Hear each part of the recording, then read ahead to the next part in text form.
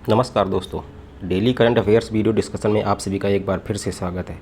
आइए स्टार्ट करते हैं। पहला प्रश्न है, किस देश के साथ भारत द्वारा किए गए मुक्त व्यापार समझौते को इंडिया एकता नाम दिया गया है? इंडिया एकता नाम दिया गया है। वो देश है ऑस्ट्रेलिया के साथ। कई दौर की वार्ता के बाद भारत ने ऑस्ट्रेलिया के साथ मुक्त व्यापार समझौते को मंजूरी दे दी है, जिसका नाम रखा गया है India Ekta. India Australia TA, India Australia economic cooperation and trade agreement, free trade agreement है जो भारत और ऑस्ट्रेलिया के बीच में समझौता किया गया है।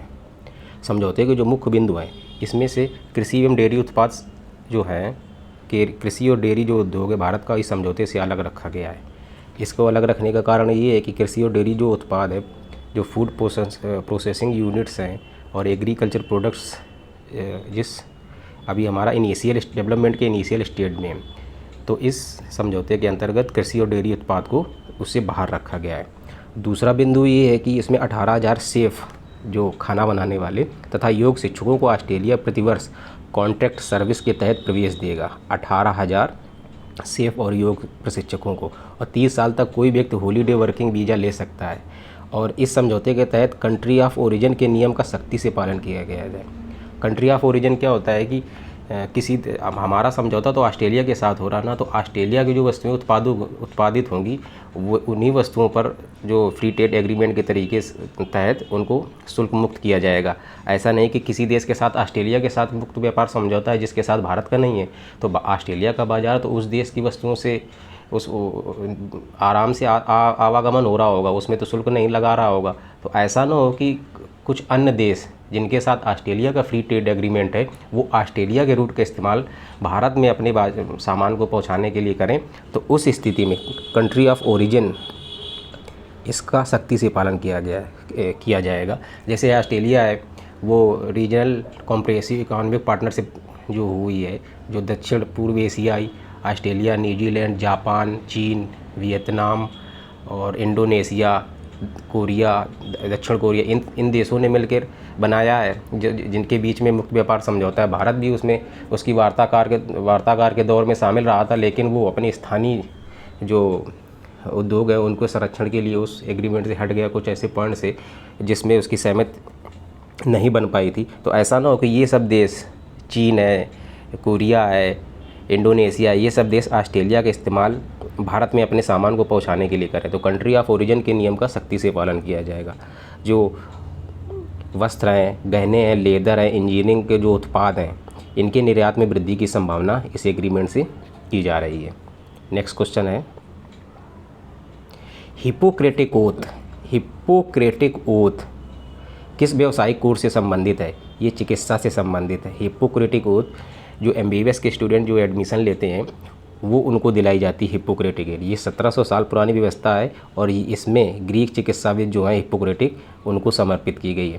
हाल ही में जो मेडिकल काउंसिल कमीशन है इंडिया का, उन्होंने माहिरी से चरक शपथ दिलवाने के लिए एक वैकल्पिक व्यवस्था प्लान की है। माहिरी चरक जो भारतीय आधुनिक के जो जन्मदाता हैं, जनक हैं, वो माहिरी चरक हैं। उन्होंने अपनी पुस्तक चरक संहिता में अपने शिष्यों को कुछ दिशा निर्देश चिकित्सा संबंधी दिए हैं, उसी को माहिरी चरक शपथ कहा जा रहा है। और अब मेडिकल जो स्टूडेंट्स हैं, जो चिकित्सा में प्रवेश लेने वाले स्टूडेंट्स हैं, उनको वो शपथ दिलवाई जाएगी। वैकल्पिक व्यवस्था है, धीरे धीरे अपनाई जाएगी। नेक्स्ट क्वेश्चन है, कार्यक्रम अभ्यास किस संस्था के द्वारा प्रारंभ किया जा रहा है? अभ्यास कार्यक्रम प्रारंभ किया जा रहा है आकाशवाणी के द्वारा, ऑल इंडिया रेडियो के द्वारा। ठीक है, इसमें क्या होगा इस कार्यक्रम में? तो विभिन्न जो प्रतियोगी परीक्षाओं की तैयारी करने वाले छात्रों से संबंधित है ये कार्यक्रम 100.1 FM गोल्ड पे 9 से 10 बजे के बीच में आएगा। जो शिक्षाविद होंगे, जो विशेषज्ञ होंगे, उनसे प्रतियोगी परीक्षाओं की तैयारी करने वाले छात्र अपने संबंधित सवाल उनसे पूछ सकते हैं और उनसे जवाब प्राप्त करते हैं। 100.1 FM गोल्ड पे आएगा 9 से 10 बजे के बीच में प्रतियोगी परीक्षाएं। उसमें कई सारे विषय से संबंधित विशेषज्ञ आएंगे, चाहे इतिहास हो, भूगोल हो, अन्य जो प्रतियोगी परीक्षाओं में जो सिलेबस रहता है उससे संबंधित विषय, उसके लिए ये कार्यक्रम शुरू किया गया। क्या नाम है कार्यक्रम का? कार्यक्रम अभ्यास। नेक्स्ट क्वेश्चन देखते हैं। पीएम पोषण योजना किस उद्देश्य हेतु संचालित की जा रही है? पीएम पोषण योजना किस उद्देश्य के लिए संचालित की जा रही है? ये संचालित की जा रही है स्कूली बच्चों को गर्मा गर्म भोजन मुहैया कराने के लिए। मिड डे मील ही इसी को कहा जाता है, मिड डे मील इसी को मिड डे मील ही कहा जाता है। पहले मिड डे मील कहा जाता था और सितंबर 2021 को इसका नाम क्या हो गया है? पीएम पोषण योजना हो गया मिड डे मील योजना का। ठीक है, ये मिड डे मील योजना जो सबसे पहले तमिलनाडु राज्य में 1960 के आसपास प्रारंभ की गई थी। 1960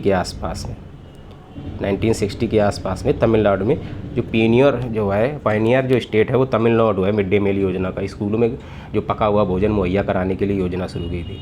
और उसके बाद 1995 में भारत सरकार ने 1995 में भारत सरकार ने इसको लगभग 2408 जो ब्लॉक्स हैं उसमें प्रारंभ किया था। 2408 ब्लॉक में ये केंद्र सरकार ने 1995 में प्रारंभ किया था 2408 ब्लॉक्स में। उसके बाद धीरे धीरे इसका विस्तार होता चला गया और वर्तमान में खाद्य सुरक्षा अधिनियम 2013 के अंतर्गत ये योजना संचालित की जा रही है।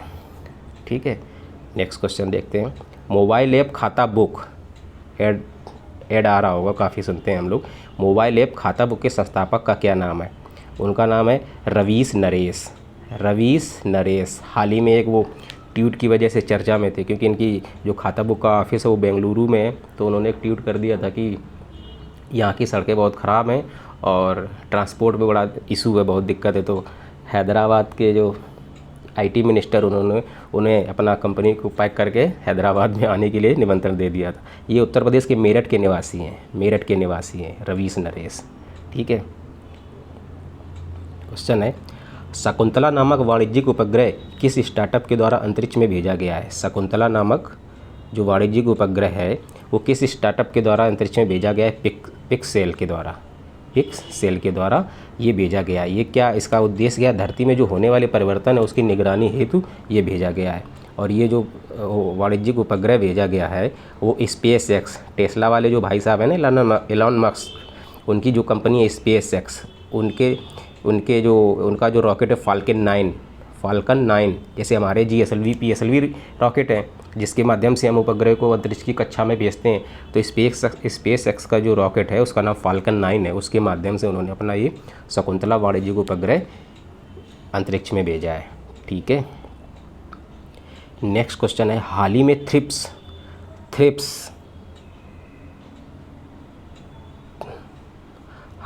थ्रिप्स नामक कीट चर्चा में है। यह किस फसल के लिए घातक साबित हो रहा है? ये मिर्च के लिए साबित हो रहा है। आजकल देख रहे होंगे हम लोग कि 5 रुपए की 3 मिर्चें मिल रही हैं हम लोगों को। तो वो जो थ्रिप्स कीट है उसकी वजह से भारत की लगभग 80% जो मिर्च की खेती फसल है वो बर्बाद हो गई है। इसका इसका कीट जो है दक्षिण पूर्व एशिया से इसका आगमन हुआ है। दक्षिण पूर्व एशिया से थ्रिप्स नामक कीट आया है। और आप ये भी समझ लीजिए कि जो मिर्च उत्पादन में जो टॉप उत्पादक है उसमें हिस्सेदारी आंध्र प्रदेश और तेलंगाना की लगभग 55% हिस्सेदारी है मिर्च उत्पादन में।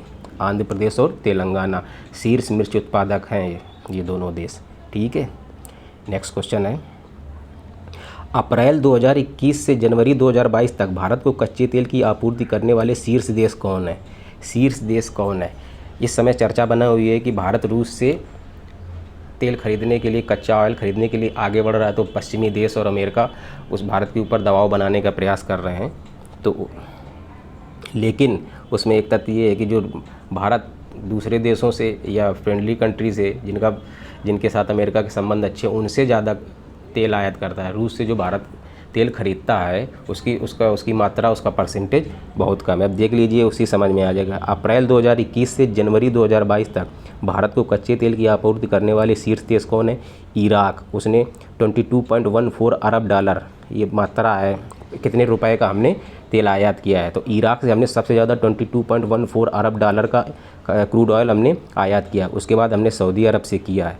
ठीक है, उसके बाद हमने UAE से किया है। UAE से संयुक्त अरब अमीरात से 9.02 अरब डॉलर का। उसके बाद यूएसए से किया हमने 7.94 अरब डॉलर का। रसिया से मात्र हम 2.13 अरब डॉलर का ही तेल आयात करते हैं। इतने में ही पूरी दुनिया की भवें टेढ़ी हुई हैं। भारत को एक तरीके से बुली करने का, साइड में करने का प्रयास किया जा रहा है। ठीक है, नेक्स्ट क्वेश्चन है, कोरोना का नया वेरिएंट XE किस देश में मिला है? ब्रिटेन में मिला है। कोरोना से संबंधित और इससे ज़्यादा रिसर्च क्या ही हो सकता है। XE एक नया वेरिएंट है। ठीक है, XE एक नया वेरिएंट है, वो किस देश में मिला है? ब्रिटेन में मिला है। ठीक है, नेक्स्ट क्वेश्चन देखते हैं। जो बाइडेन प्रशासन द्वारा 2 भारतवंशियों की नियुक्ति की गई है अपने प्रशासन में एडमिनिस्ट्रेशन हेतु। एक हैं मैडम कल्पना कोटागल। कल्पना कोटागल को उन्होंने क्या बनाया? रोजगार अवसर आयोग का आयुक्त बनाया है। रोजगार अवसर आयोग का आयुक्त बनाया। और दूसरे महोदय एक उनको विनय सिंह करके, तो विनय सिंह को क्या बनाया? उन्होंने आवासीय एवं शहरी विकास विभाग का मुख्य वित्त अधिकारी बनाया है। ठीक है, हाल ही में जो अमेरिका के डिप्टी एनएसए भारत आए थे वो भी एक भारतवंशी, उनका नाम दलीप सिंह था। उनका जो वक्तव्य मीडिया में दिया गया था भारत के परिप्रेक्ष्य में, काफ़ी उसकी आलोचना की गई थी, तो वो भी भारतवंशी हैं। और उनके ऊपर भी आरोप ये लगते हैं कि रूस पे जितने भी प्रतिबंध लग रहे हैं उनके पीछे उन्हीं का दिमाग है, उन्हीं का ब्रेन है। दलीप सिंह डिप्टी एनएसए हैं अमेरिका के। ठीक है, वो भी भारतवंशी हैं। नेक्स्ट क्वेश्चन देखते हैं। मुमकिन योजना का संबंध किस राज्य से है? वो राज्य है जम्मू कश्मीर। मुमकिन योजना, इस योजना में क्या है? इसमें योजना में है, ये योजना 18 से 35 वर्ष के बेरोजगार युवाएं होती है। एज कितनी? 18 से 35 वर्ष के बेरोजगार युवाओं हेतु मुमकिन योजना जम्मू कश्मीर में संचालित की जा रही है। इसमें क्या है? व्यावसायिक वाहनों को सस्ते दर में खरीदने हेतु, व्यावसायिक वाहनों को सस्ते दर में खरीदने हेतु, जैसे माल ढोने वाले जो वाहन हैं या ऐसे व्यावसायिक उद्देश्य, ओला उबर में अपना गाड़ी अटैच करके इस तरीके से व्यावसायिक उद्देश्य होती, उस मुमकिन योजना के तहत सस्ते दर में उनको इंटरेस्ट मिल जाता है, वो गाड़ियाँ खरीद लेते हैं और अपने व्यावसायिक उद्देश्य होती, कार्य होती, उसको इस्तेमाल करते हैं। ठीक है, नेक्स्ट क्वेश्चन है कि पाहचारे रथ महोत्सव किस देश से मनाया जाता है? ये मनाया जाता है नेपाल में। कहाँ मनाया जाता है? नेपाल में।